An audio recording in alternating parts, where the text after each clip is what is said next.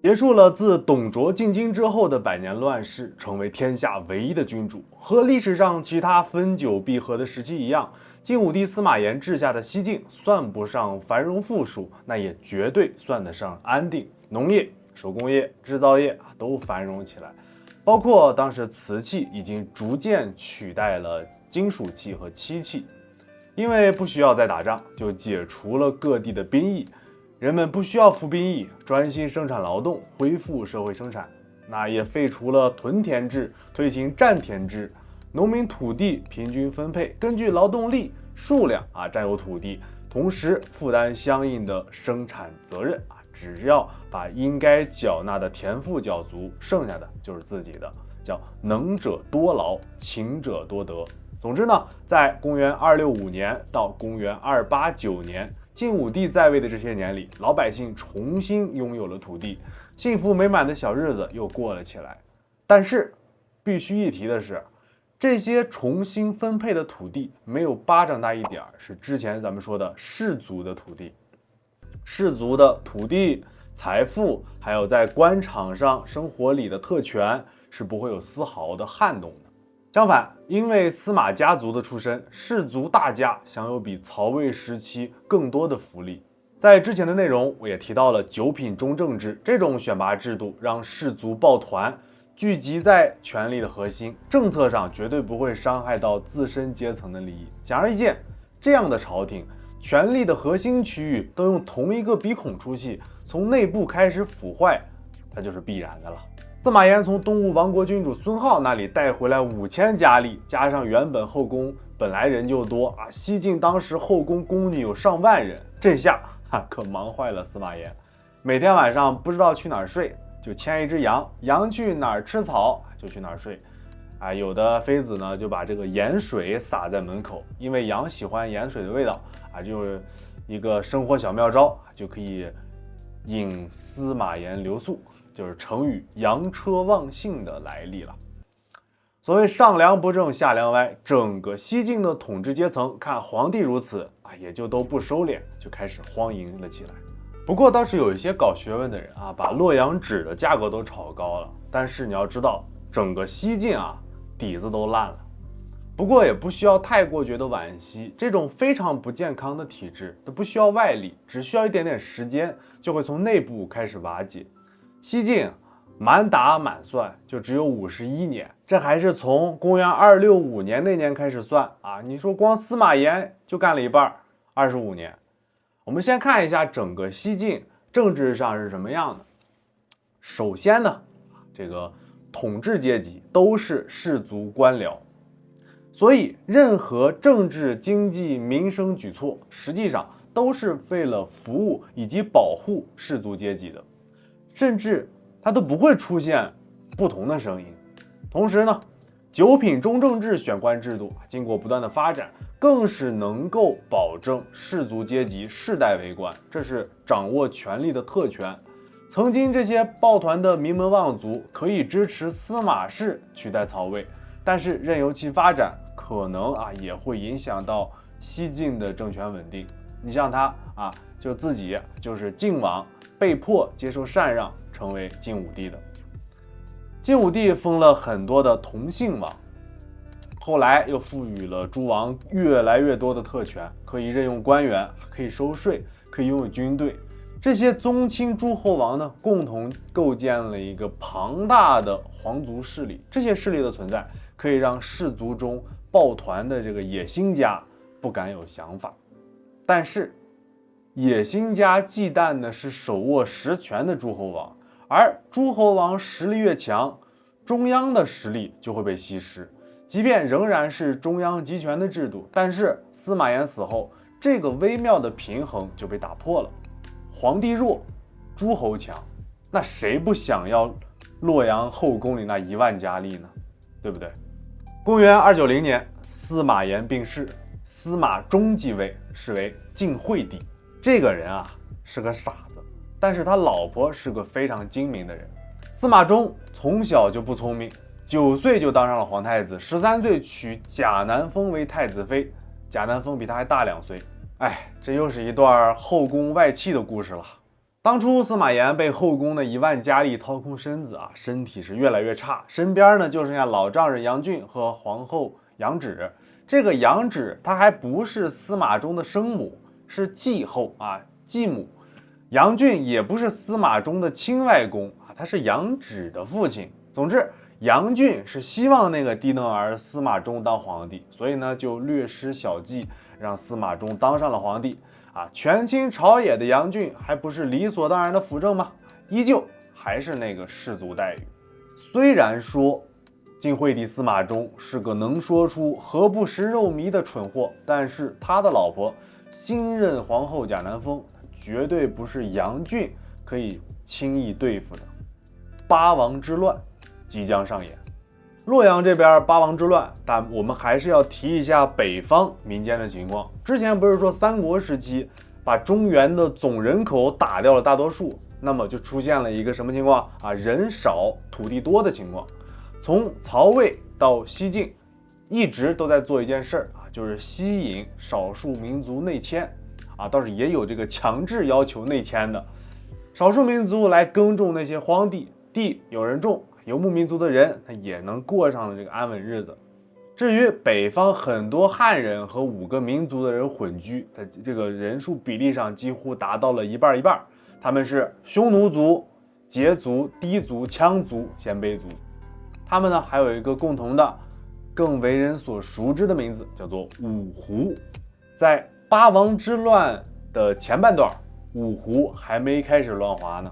后来西晋内部八王之乱，外部五胡乱华，只撑到了公元317年。好，我们说回司马炎病故。司马炎病故之后，杨俊要独揽朝政，贾南风皇后不答应，于是就秘密派人联络汝南王司马亮和楚王司马玮来讨伐杨俊。杨俊本来就忌惮这些诸侯王，就算是自己独揽朝政，他也不敢太过于造次。司马玮呢，就从荆州带人来到了洛阳。这时候贾南风借晋惠帝司马衷的手下诏书，说杨俊谋反，让洛阳城中的司马玮的兵马保护皇宫，包围了杨俊府。杨俊这个时候他怂了，就被杀了。贾南风又下诏书罢黜了太皇后杨芷，后来杨芷呢又被活活饿死，这下就消除了杨俊势力。杨俊死后啊，朝廷上汝南王司马亮和老臣魏冠说了算。楚王司马玮则是升了官带了兵，但这个时候贾南风他依旧没有权利啊，他还是不满。3个月之后，又以晋惠帝的名义下诏书，让司马玮杀了司马亮和魏冠。司马衷啊，就是晋惠帝在干嘛呢？为什么总是被伪造诏书呢？啊，他在吃肉糜。司马亮被杀之后，司马玮又因为伪造诏书的罪名被处死，就连劝他趁机起事的门客都被诛灭3族。这八王之乱的前奏啊，只用了3个月，就死了2个大臣，2个诸侯王。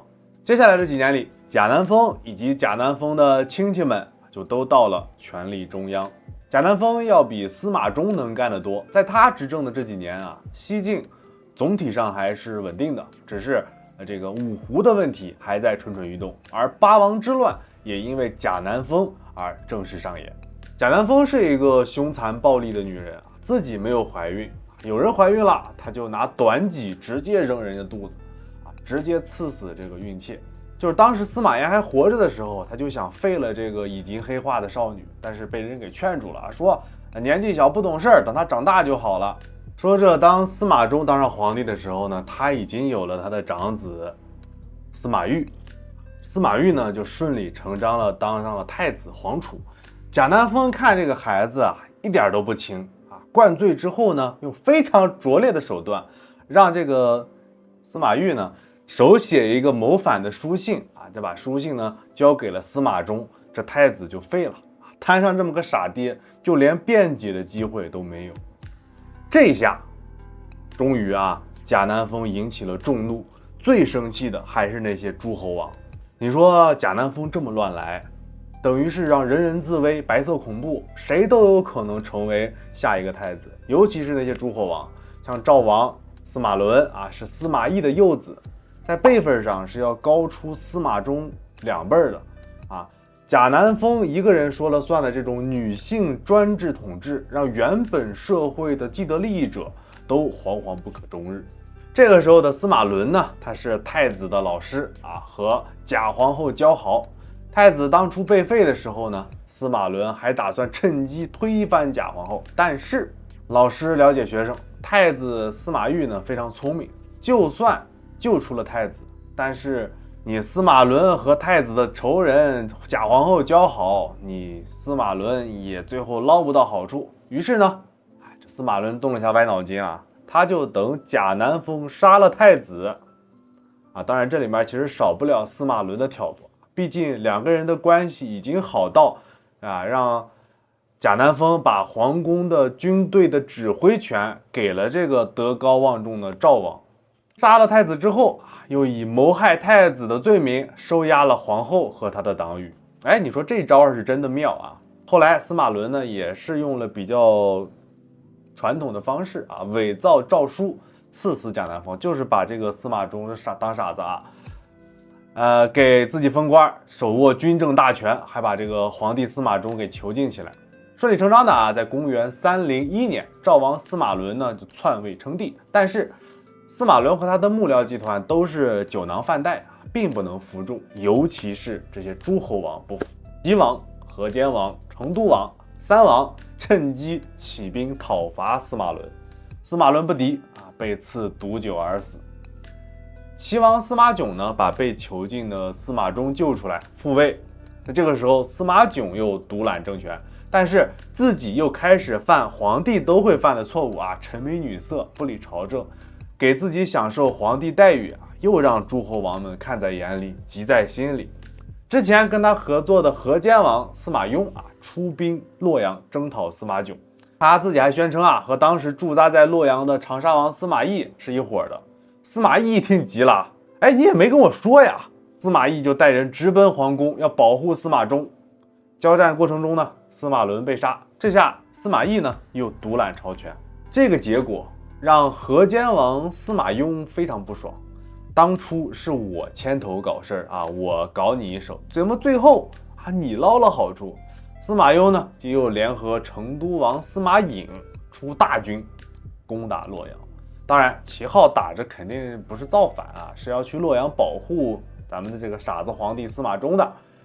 司马懿呢迎战，哎，还真给守住了。就算是粮食都打空了，但是军人们血性也打出来了，逼得司马雍呢就带人暂时退回了长安。就知道这个时候长安打洛阳。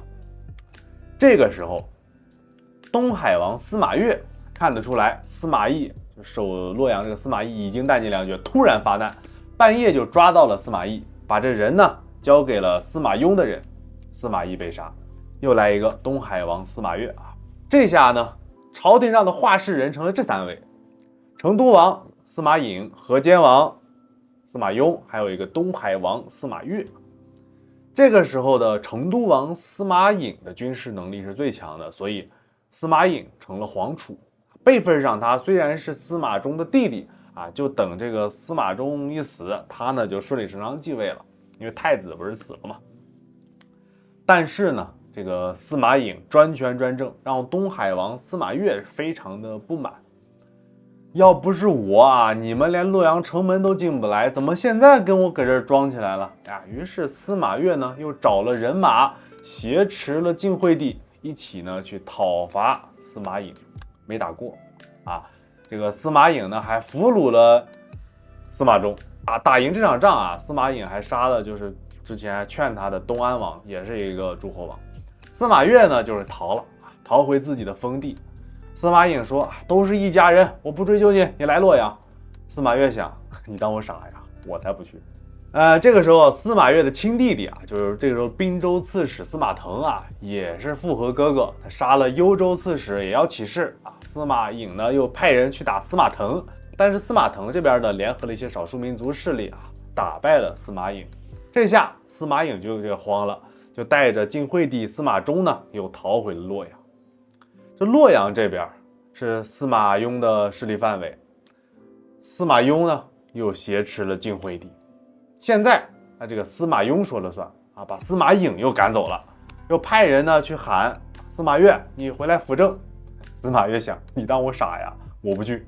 公元305年，司马雍骗不回来司马越，就下诏书要剥夺司马越的身份和特权。啊，司马越这不行，这你不能这么搞我，是吧？司马越又起兵，又要去保护司马衷，逼司马雍把晋惠帝从长安送回了洛阳。到现在我都开始怀疑了，就这个晋惠帝司马衷是装傻，就是兄弟们就不是兄弟们，就是你想这些诸侯王们抢来抢去，没有人会想到伤害司马衷。这司马越和司马雍的部队交战，司马越这边略胜一筹，司马雍一下就慌了，就把自己手下大将人头送给了司马越这也是够离谱的因为司马越起兵是要就是你看司马雍手下的张方当初是他劫持了晋惠帝司马越起兵呢也是要打着要杀张方的旗号。这司马雍把张方杀了，就希望司马越收手吧。结果呢，张方的人头成了通关秘籍，拿出张方的人头，守城将领直接投降。这司马越的人马就非常顺一路就打到了关中。鲜卑族的这个部队在长安是大杀四方，司马越风光的杀回长安，终于是如愿当上了大官。那皇帝当然还是吃肉糜那个货。当然人们都是骑墙派这司马颖失势之后呢，后来呢就死在了邺城。到了公元307年，晋惠帝司马衷莫名其妙的突然死亡，司马炽继位，是为晋怀帝。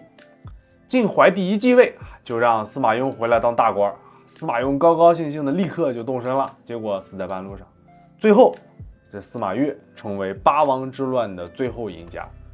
当然其实这个时候的西晋也就剩下最后的10年了。其实呢，整个八王之乱它的跨度非常长，你去追究它发生的原因是司马炎非要让自己的傻儿子当皇储，还给傻儿子配了一个精明而且心狠手辣的老婆，对吧？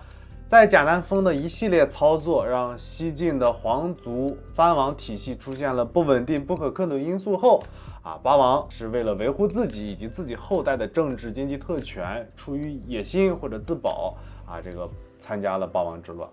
但最后的赢家呢，还是那个非常冷静的东海王司马越。不管是趁机拿下司马懿，还是2次拒绝去洛阳都是非常非常关键。朝廷里的主旋律是八王之乱、八王争斗，但是之前也说了嘛，五胡内迁也带来了巨大的隐患。不管司马家谁成了朝廷上真正的话事人真正的掌权人，都要面临边境上少数民族建立起来政权之后的这个起兵反叛。事实上呢，内迁的少数民族的人在西晋的统治下过得并不舒服。毕竟西晋社会中仅有氏族大家才拥有的财富、土地和种种特权，而且少数民族人在当时是受到歧视的，他根本就当不了大官。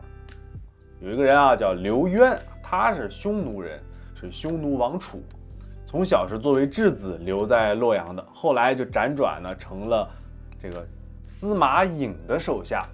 就那回司马颖不是打败了司马越之后呢，这个司马越的亲弟弟司马腾就是滨州刺史就带着鲜卑族的士兵把这个司马颖打败了。